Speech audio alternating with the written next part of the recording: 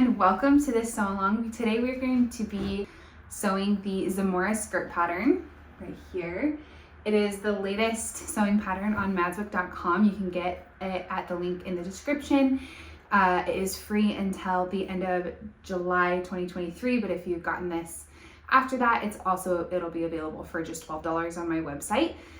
This skirt pattern is so fun. It's beginner friendly, but it has so many fun and unique details like these tucks, some gathers, and even more tucks. I've added lace to this one. This pattern comes in adult and little kid sizes. The sizes are ages 2 to 12, and it's so fun if you want to have a mommy and me moment, or if you just want to sew for a little kid or just for yourself.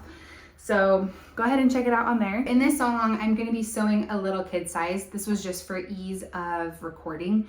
The only difference between the two patterns is that on the little kid size, there's only 3 tucks and then the hem.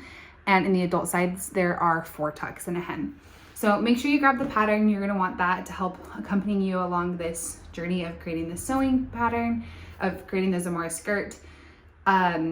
But this is just to help guide you, to give you a visual asset if you would like. There are illustrations throughout every step of this pattern, but it's so nice having another option if you are like me, you like seeing how things are made. So hopefully you are ready to sew. Grab all your tools, all your supplies, and let's get started.